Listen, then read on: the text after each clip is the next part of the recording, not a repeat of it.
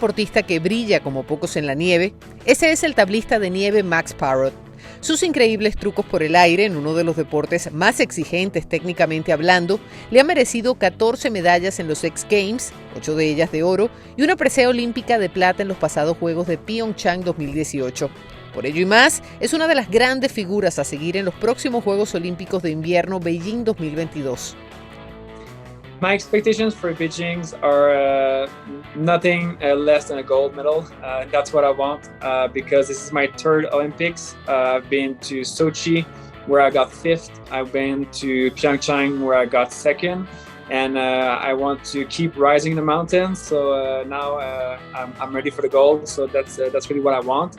But with that being said, I've worked really, really hard the past month into my training.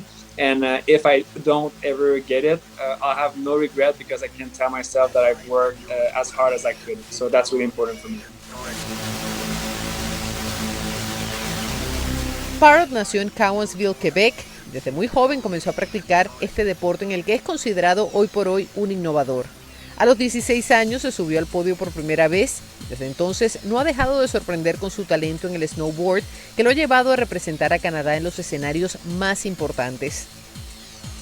¿Qué aprendiste en Sochi y en Pyeongchang que puedas aplicar a Beijing? In Sochi, I was really young. I was 19 years old. Not a lot of experience, and I was going there alone. I had not really any coaches, not a team surrounding me.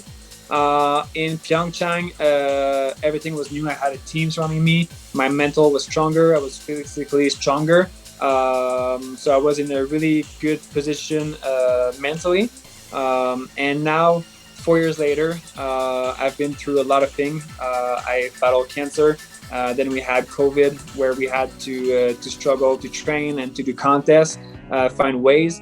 So a lot has happened in the past years. A sus 27 años, Parrot es una leyenda de la tabla de nieve y uno de los atletas más condecorados de su disciplina. En 2018, en la cúspide de su carrera deportiva, recibió un duro golpe, ser diagnosticado con linfoma de Hodgkin, un tipo de cáncer. Hoy día eres un sobreviviente de esa enfermedad, pero ¿qué fue lo más duro que tuviste que atravesar para vencer esa prueba? Going through 12 treatments of chemotherapy is definitely the hardest thing. And what's the hardest thing in this is to keep up with your motivation, to keep continuing, because at some point I wanted to quit. I was finding it so hard to go to the hospital and get chemotherapy at the end that I just wanted to quit the treatments. And it's really hard to get motivated in those times. And what kept me motivated was really my passion, because it was taken away from me for so long, and I was just dreaming about competing again. So that's what kept me going. But these were really, really tough moments. And we actually did a documentary about it, which has just been released on my website, maxparrot.com. Which I'm really proud of, because there's to watch the movie you have to do donations for cancer research, which I'm really proud to give back after what I've been through. Superada la batalla más dura de su vida, Parrot no solo volvió a competir, sino que ganó nuevamente oro en los X Games de Noruega y en Aspen. ¿Cuál es tu secreto para el éxito?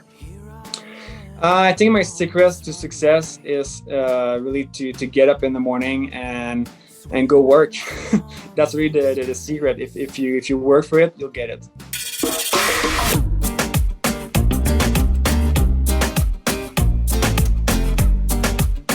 Como muy bien sabes, en Latinoamérica no hay mucha nieve en muchos de los países, pero sí hay atletas que se sacrifican e intentan practicar disciplinas de invierno y que van incluso a competir en los Juegos de Beijing.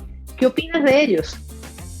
Well, I think it's really amazing. I've seen the facilities, and I've seen people snowboarding during summer over there, which is really amazing.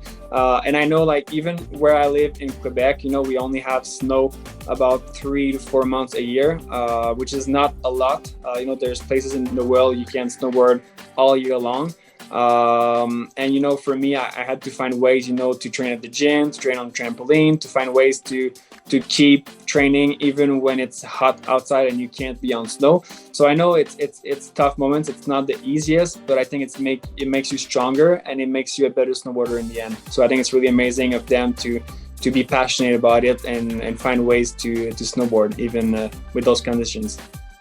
Muchísimas gracias, Max, y muchísimo más éxito para ti en Beijing y en todas las competiciones.